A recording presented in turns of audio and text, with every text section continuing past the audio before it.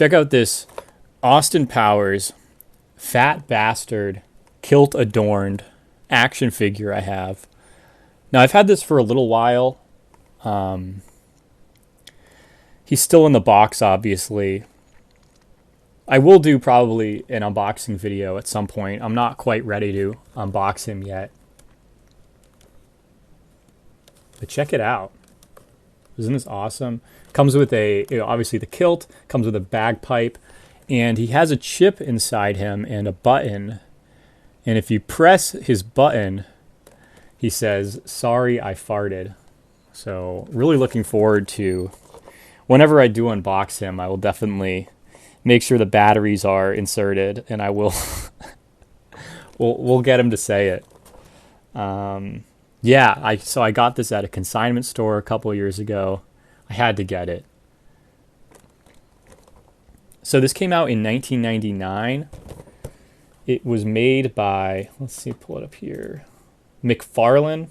The company called McFarlane produced it. So 1999, I think that's right after the second movie came out, The Spy Who Shagged Me, I believe. It's been a little while since I've watched the Austin Powers movies.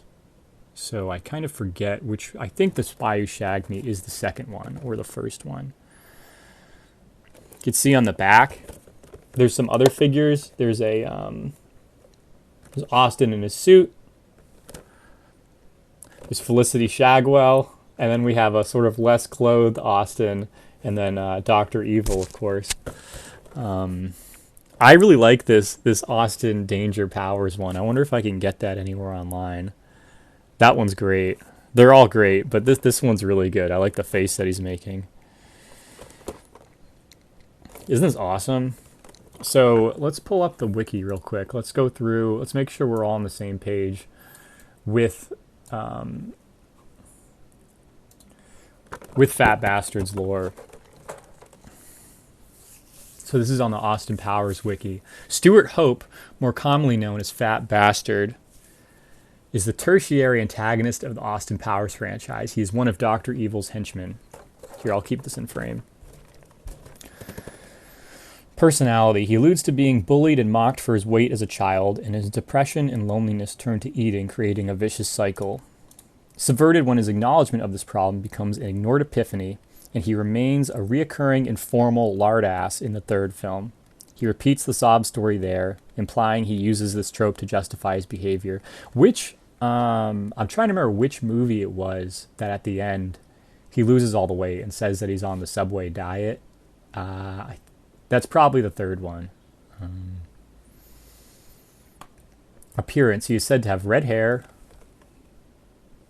I guess you don't really see the hair. I guess him being Scottish, that makes sense. He is said to have red hair, an immensely obese henchman turned semi-pro sumo wrestler hailing from Scotland. Fat Bastard served Dr. Evil in his quest to defeat Austin and conquer the world. In his attempt at victory in a fisticuff with Austin, he calls out, "I hope my wire team is ready," and then breaks the wire because he weighs a metric ton. He is noted for his foul temper and foul-smelling shits. His frequently breaking wind and his frequently breaking wind and his unusual eating habits, namely a taste for babies and anything that looks like baby, example, midgets. Listen, it says it in the wiki. He tries to refuse Dr. Evil's money for his services in exchange for eating Mini-Me. A commonly repeated quote is him saying to Mini-Me, I'm going to do the voice again, "I'm bigger than you. I'm higher on the food chain. Get in my belly." That one started good. I kind of lost it at belly. I can't. This cannibalistic feature of Fat Bastard shows he is no man but a savage beast that will shit and eat anything in his path. I always found that he's kind of a redeeming character except for the part of him eating the babies. That is pretty out of pocket. That and also shitting his pants. But the baby thing is kind of it's kind of crazy. He has a penchant for singing the Chili's Baby Back Rib song. Shout out to whoever wrote this wiki. Fat Bastard has problems controlling his defecation patterns as evidenced by his constant remarks of turtle heads and skid marks. His lack of appreciation for having to deal with his stench extends to a sort of self-pride about the subject, especially in regards to his flatulence and his leavings he produces for those performing his sumo laundry duties. I like that. For those performing his sumo laundry duties. When participating in sumo matches, he wears a tartan mawashi, which could potentially help to disguise his skid marks. Oh, I didn't know that. Again, it's been a while. Some have stated that the character's appearance changed considerably in the third film compared to how he looked in the second.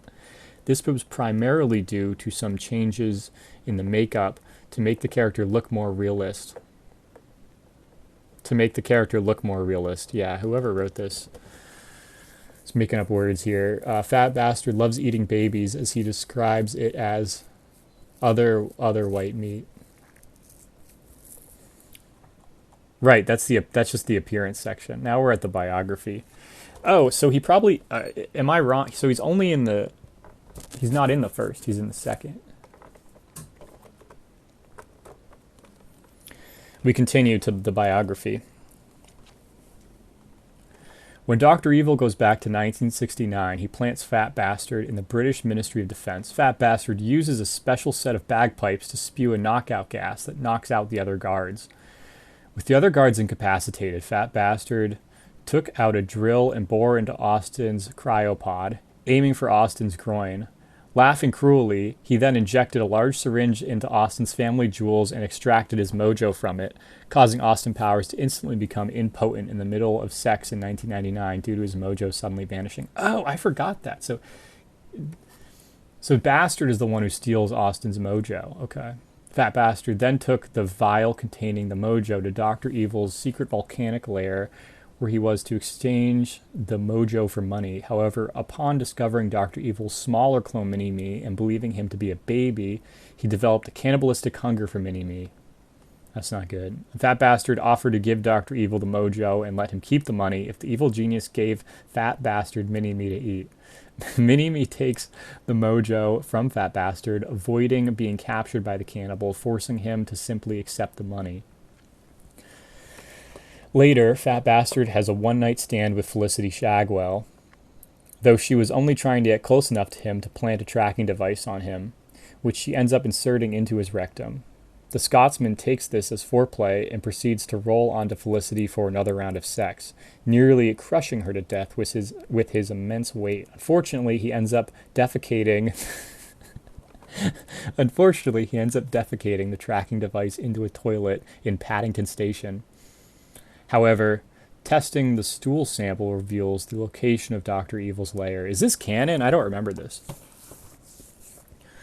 When Austin and Felicity arrive at the volcano lair, the two are promptly captured and brought before Dr. Evil. In a slight against Austin, Dr. Evil sets up the revelation that Felicity slept with Fat Bastard the night she tried to shag Austin. Fat Bastard teases Felicity's sexual prowess, calling her crap. He also laughs maniacally at this, hurting Austin deeply, as the International Man of Mystery now knows that not only did his most recent lover sleep with someone else, but the person she slept with was the person who stole his mojo and gave him erectile dysfunction. Wow. After Austin and Felicity return to 1999, Fat Bastard attempts to kill them by disguising himself as a UPS delivery man and breaking into Austin's pad. However, Felicity easily disarms him and gives him a swift kick in the crotch, also for calling her crap in bed. He groans and tries to grab his crotch to cradle his genitals, but he is too fat. He says she hit him adroitly. I don't know this word. He says she hit him adroitly in his mommy daddy button. I do remember that line. He yells and passes out, causing an earthquake. I'm having trouble reading. A few years later, Fat Bastard quits working for Dr. Evil and tries going legit by becoming a sumo wrestler. He was skilled, but the mawashi caused his testicles to rub together and burn. He was skilled, but the Mawashi caused his testicles to rub together and burn. Okay. You guys liking this? He also tried to lose weight by going on the Zone diet. He ends up getting in a fight with Austin, who is looking for information on Goldmember, but loses when one of his wires breaks during the wire fighting scene. Later, he succeeds at losing weight by going on the Subway diet and ends up losing 180 pounds. Wow. Which leaves him with a lot of excess skin and a neck that looks like a vagina. That's a pretty good biography.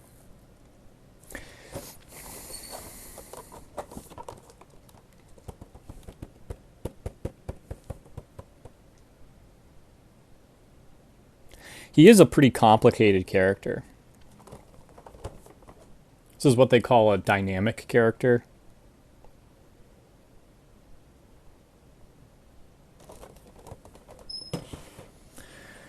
Trivia. I bet I put my lav on my hoodie right here. So it's either, it sounds really muffled or it's peaking the whole time. We'll find out. The viewer already knows. Trivia. In one scene in Austin Powers, The Spy Who Shagged Me, Fat Bastard sings the Chili's Baby Back Rib song used in some commercials. This is an instance of an anachronism, as the scene takes place in 1969 while the first Chili's opened in 1975. Wow. Plot hole. Possible inspiration. Tarare was a French showman, soldier, and spy who lived in the 18th century. He was known for his seemingly endless appetite and unusual diet, routinely eating his own weight in a single day. That's impossible. Like Fat Bastard, Tarare had extremely severe body odor, fecal odor, and flatulence. At one point, he was even accused of eating a baby. As a secret agent, Tarare would swallow documents whole and then recover them in his stool when he reached his destination. This is all. One key difference between the two is that Tarare was not actually fat. He was in fact very thin as a result of his metabolism. This dude definitely had like pica. If he's eating documents, that like is pica. Result of his metabolism, which his stomach capacity was so large that he would blow up like a balloon and look fat once his stomach was filled. When not full, his excess skin hung so loosely that he could wrap it around himself. Thus, when he was hungry, he would have more closely resembled Thin Bastard. So we're getting to the end here. Chili's tagline. Fat Bastard sung the Baby Back's rib tagline to refer to Mini-Me as meat. Okay. So we got some pics here. This is pretty small. Let's move around here. Let's go to the other corner. So yeah, this is pretty much, he's not doing the salute, but this is the same getup as he is in here, in the box. And we got this. I think this is when he's seated at the table. Maybe not. And then here we have him, sort of the sumo getup. I think this is what they're referring to as the Mawashi or whatever. Yeah, he does have red hair. And then here we go. This is a... I wish I could enlarge this. How do I zoom in?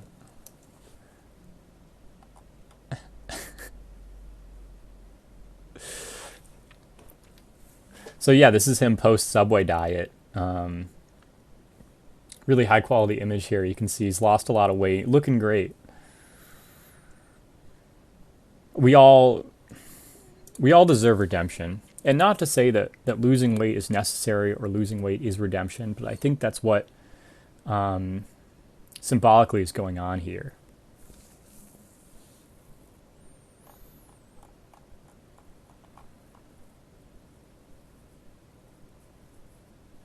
Get some other pages. Mr. Bigglesworth.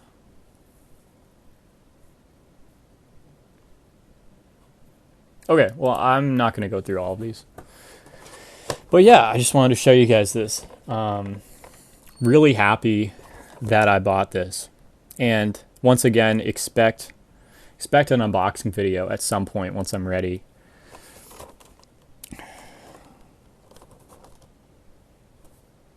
We're going to have to, I'll make sure, I'll lave him up for when he says, sorry, I farted. We'll get a good audio recording of that. And I'll make sure too on my end. I'll do some more work trying to see if I can find any of these other ones online. I would love to get these. It says here, it's funny too, in the bottom corner. Where we go. It just says Fat Man. I don't really know why. Because clearly they have the rights to him. Oh, you know what? It's because it's bastard. It's like a swear word, so they don't want to market it as. That's funny. So when this is in toy stores or whatever, it's just, he's not Fat Bastard, he's Fat Man. Which is a slightly more redeeming name.